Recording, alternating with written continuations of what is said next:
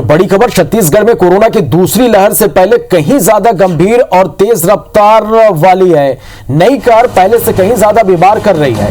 लोग बहुत गंभीर हालत में अस्पतालों में पहुंच रहे हैं। इस बात का अंदाजा इसी से लगाया जा सकता है कि प्रदेश के सबसे बड़े सरकारी अस्पताल अंबेडकर अस्पताल में 40 बेड वाले आईसीयू को पिछले साल पहली लहर में फुल होने में 4 महीने का वक्त लगा था। पहली लहर का पीक भी 3 आईसीयू यूनिट में मैनेज हो गया था, लेकिन दूसरी लहर ने महज 10 दिन में तीनों आईसीयू यूनिट को फुल कर दिया है। और हालात यह है कि स्थिति से निपटने के लिए 17 बेड की क्षमता वाले एक और आईसीयू यूनिट तैयार करनी पड़ी, लेकिन जिस रफ्तार से गंभीर मरीजों का आना जारी है उसे देखकर लगता नहीं कि यह तीसरी भी काफी होगी। जबकि कम गंभीर मरीजों के लिए तैयार किए गए एचडीयू और सामान्य वार्ड अभी क्षमता से आधे खाली पड़े हैं। कोरोना आईसीयू वार्ड के इंचार्ज डॉक्टर ओपी सुंदरानी मौजूदा हालात को लेकर बेहद चिंताजनक बता रहे हैं और लोगों से बेहद सतर्कता बरतने की अपील भी कर रहे हैं। तो छत्तीसगढ़ में कोरोना की ये दूसरी लहर पहले से कहीं ज्यादा गंभीर और तेज रफ्तार वाली है। नई लहर पहले से कई ज्यादा बीमार कर रही है। लोग बहुत गंभीर हालात में अस्पताल पहुंच रहे हैं। इस बात का अंदाजा इसी बात से लगाया जा सकता है कि प्रदेश के सबसे बड़े सरकारी अस्पताल अंबेडकर अस्पताल में 40 बेड वाले आईसीयू को पिछले साल पहली लहर में फुल होने में 4 महीने का वक्त लगा था। पहली लहर का पीक भी 3 आईसीयू यूनिट में मैनेज हो गया था, लेकिन दूसरी लहर ने महज 10 दिन में तीनों आईसीयू यूनिट को फुल कर दिया है। और हालात यह है कि स्थिति से निपटने के लिए 17 बेड की क्षमता वाले एक और आईसीयू यूनिट तैयार करनी पड़ रही है, लेकिन जिस रफ्तार से गंभीर मरीजों का आना जारी है उसे देखकर लगता नहीं कि ये तैयारी भी काफी होगी।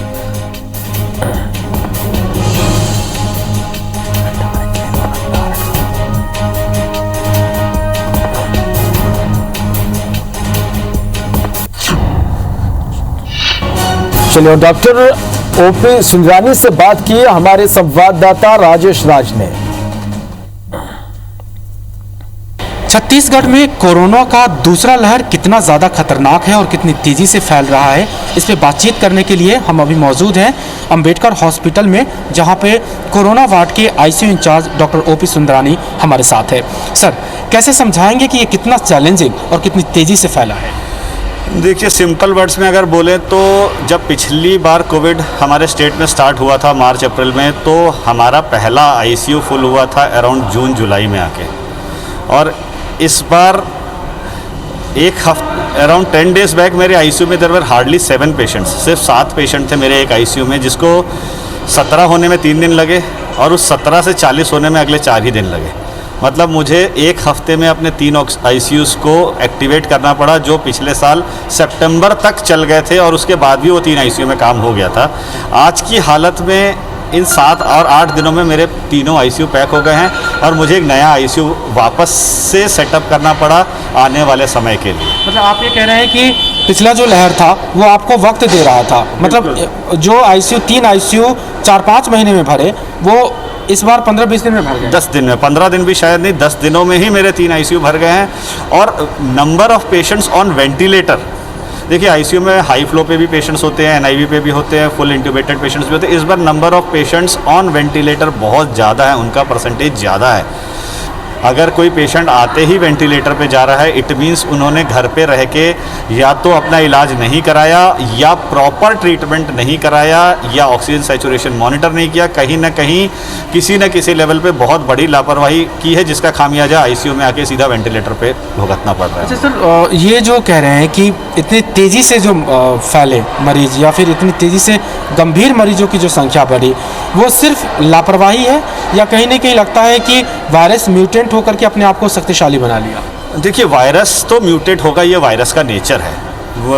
वो स्ट्रांग भी होगा, वो वीक भी होगा, पर अभी तक हमारे पास ऐसा कोई एविडेंस नहीं है जिससे मैं ये कह सकूं कि ये म्यूटेट हुआ इसीलिए ज़्यादा स्ट्रांग हुआ। रादर जो हमारा ऑब्जर्वेशन है, पब्लिक का केयरलेसनेस है, प्रिकॉशंस बिल्कुल ज़ीरो हैं, टेस्टिंग के लिए बहुत ज़्यादा रेजिस्टेंस है।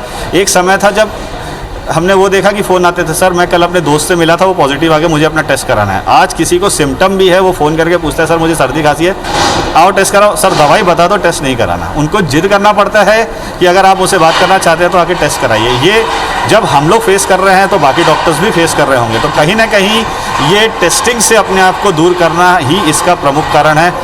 अंबेडकर हॉस्पिटल के 3 आईसीयू फुल हो चुके हैं और चौथे की क्षमता शुरू होने जा रही है। ये भयावहता है, समझिए आप। और जो कह रहे हैं डॉक्टर साहब कि अर्ली टेस्टिंग कराइए और सही जगह से इलाज कराइए, तभी आईसीयू में आने की रफ्तार कमेगी और यही मौत के आंकड़ों को रोक पाएगा। कैमरा पर्सन नरेंद्र मार्कंडे के साथ राजेश राज, IBC 24 रायपुर।